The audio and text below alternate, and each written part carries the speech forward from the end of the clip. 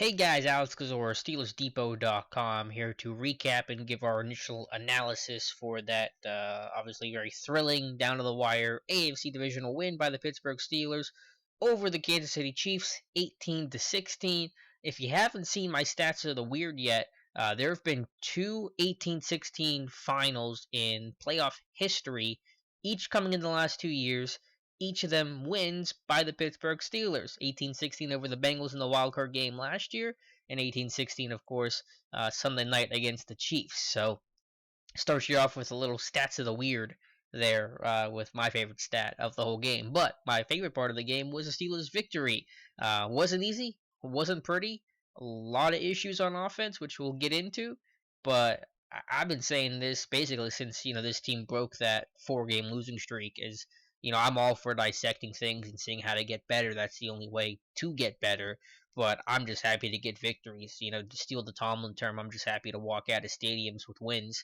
I don't really care how they come. I don't care if they're pretty. I don't care if they're ugly. I don't care if the defense does it. I don't care if the offense does it. I don't care if it's both.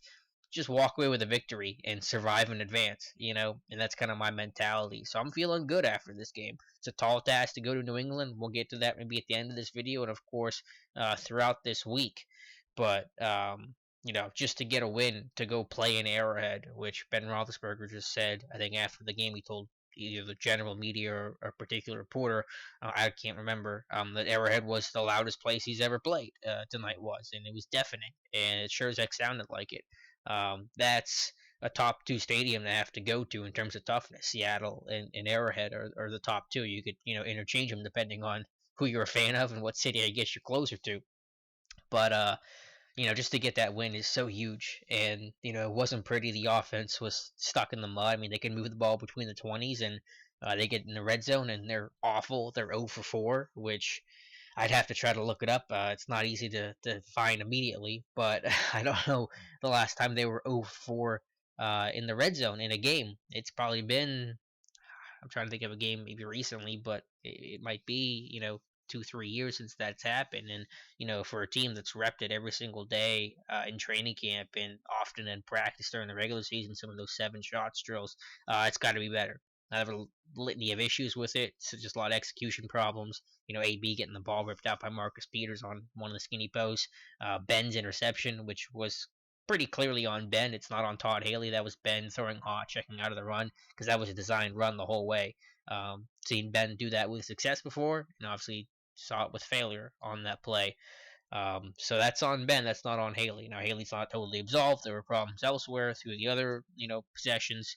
And you can't have this offense settle for 6 field goals. So this offense has got to put touchdowns on the board.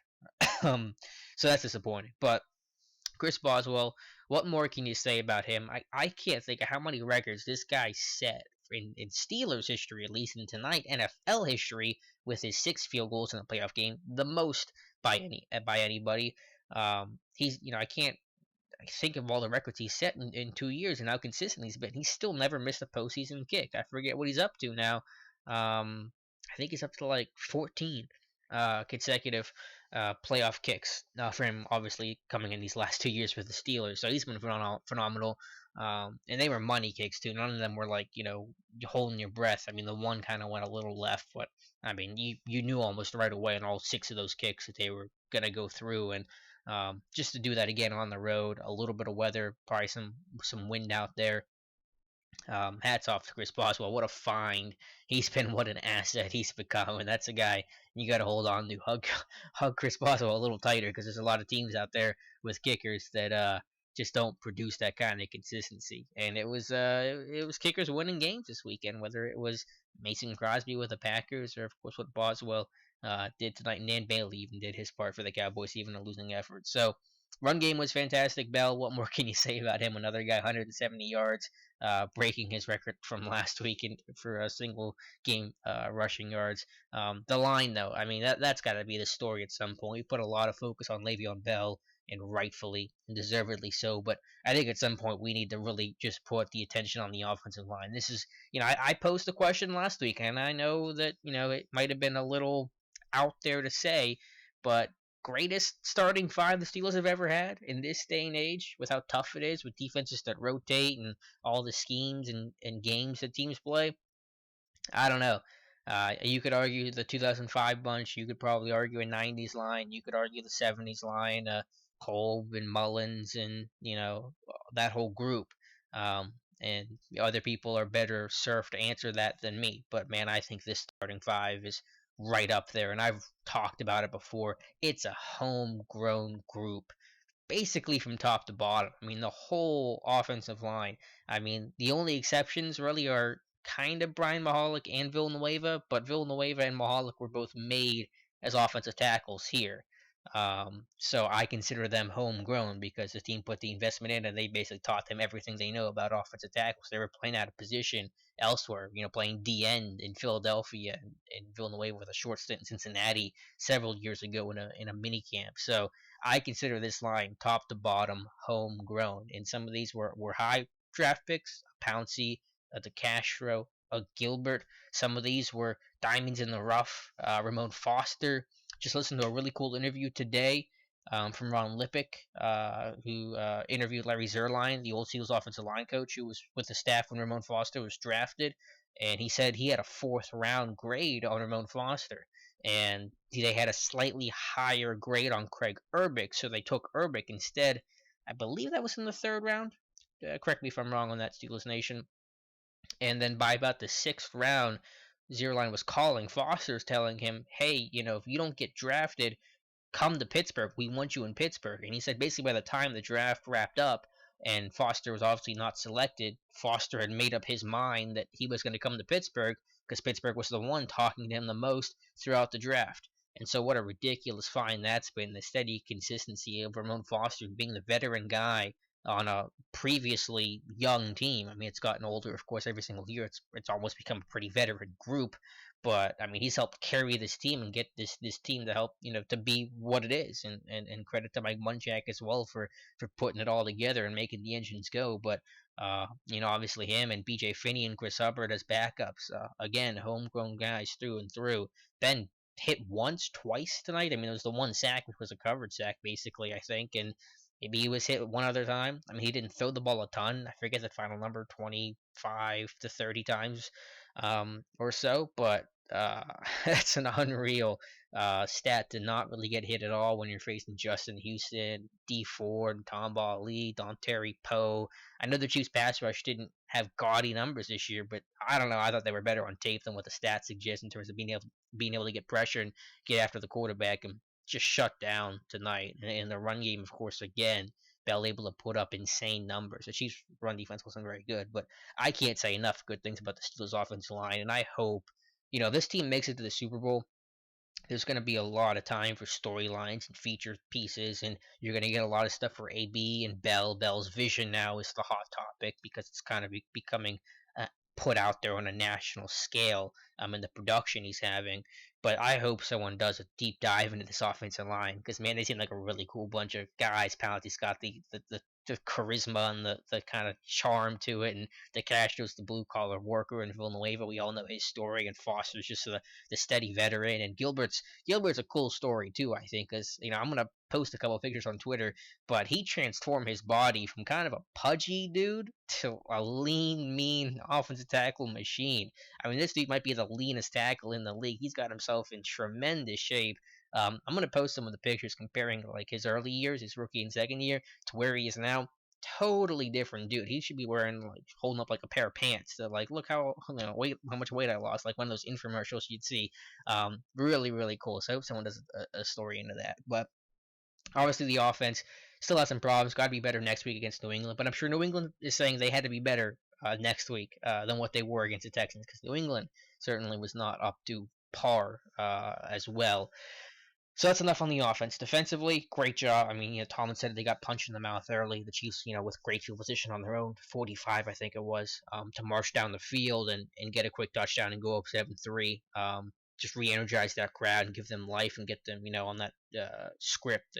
The Chiefs did a great job. But as soon as they got off script, and it was really, in game, calling those plays and kind of adjusting, Keith Butler versus the Chiefs, Andy Reid, Butler won handily.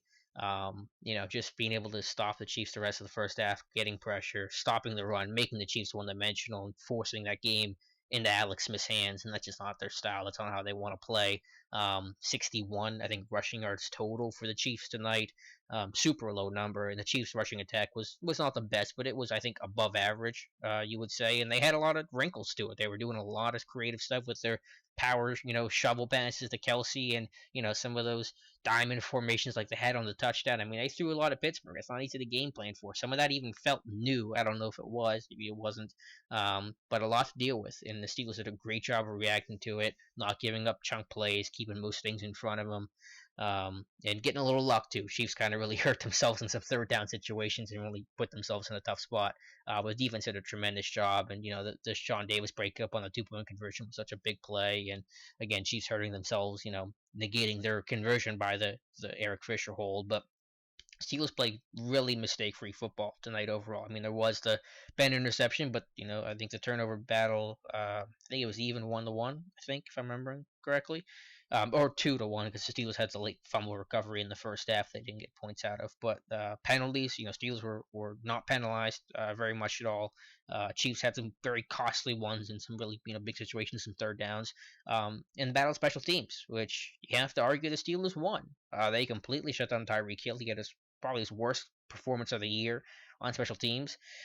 Vince Williams was a key cog in that, but the lineup wasn't too different. I mean, Chris Collinsworth made a comment that the Steelers had put a bunch of starters on there. I did see Mike Mitchell on there once, which would be new, but I think overall it was the same group of dudes. It was Rosie Nix and Jordan Dangerfield and Vince Williams and maybe an LJ Fort and just kind of the usual cats. Jarvis Jones has been on there to replace Anthony Chickolo, so it was just guys executing, and I really can't wait to see the all 22 of how they were able to squeeze that and get downfield and get off blocks. Really big ups to Danny Smith. We talk about games that might kind of change the tide on you and kind of save your job a little bit. I don't know if one game defines you, but it certainly doesn't hurt you. And they had a really good game plan, and Jordan Berry did well. And Chris Boswell, of course, 6 for 6, and everything was clean. Give credit to Jordan Berry as the holder and Greg Warren as the long snapper for consistently clean and efficient kicks. Danny Smith always talks about it, and I bet you he will this week with Bob Labriola. It's an operation. It's not just a kick. There's a snap, there's a hold, and there's a kick element to it. And there's blocking as well. And across the board, Steel Special Teams was as strong as they have been all year long. And boy, did they need it tonight because that was such a huge factor and such a big sticking point. So I'll wrap this up. I know I'm going a little long. Yes, I was wrong. Yes, I picked the Chiefs to win. I figured it'd be a close game, though. In close games, things go either way. Very happy to be wrong, though. And the Steelers advance to play New England Patriots in Foxborough this upcoming Sunday at 6:40. I believe that'll be on CBS. That should be on CBS. So there you go. So I have to change my flight because I'm right now currently scheduled to fly out to Mobile, Alabama for the Senior Bowl Sunday at like 6:40 ish. So I'm gonna have to get that changed, which I did plan for. I have the thing where you can change your flight. Hopefully it works. I've never done it before. If anyone's any advice on that, let me know. So hopefully I can fly out on Monday instead, so I can sit there and actually watch the Steelers game. So hopefully I figure that out. But yeah, just to let you know, if you haven't seen, we are going to the Senior Bowl this upcoming week.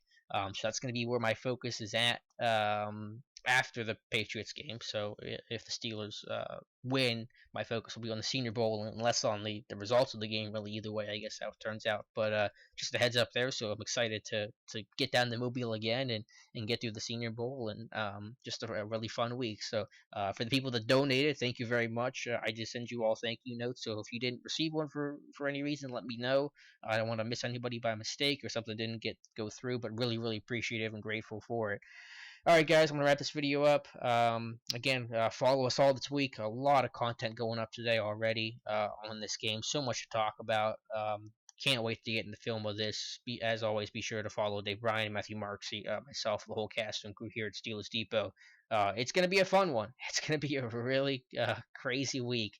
And going to New England, like Ben said, it's the Lions' Den, and they got to slay the dragon. There's a lot of references there, a lot of story references there, but that's the place that they haven't been able to win in a playoff game. So this is the opportunity to change that, and the team, they might have the tools to do it. It's they're coming together at the right time, and that's the highest compliment you can give a team in this spot right now. So thank you guys for watching very much. We will get you through the rest of the week. A lot to break down. So stay tuned, and I'll wrap this up. Thank you guys for watching. We'll talk to you soon.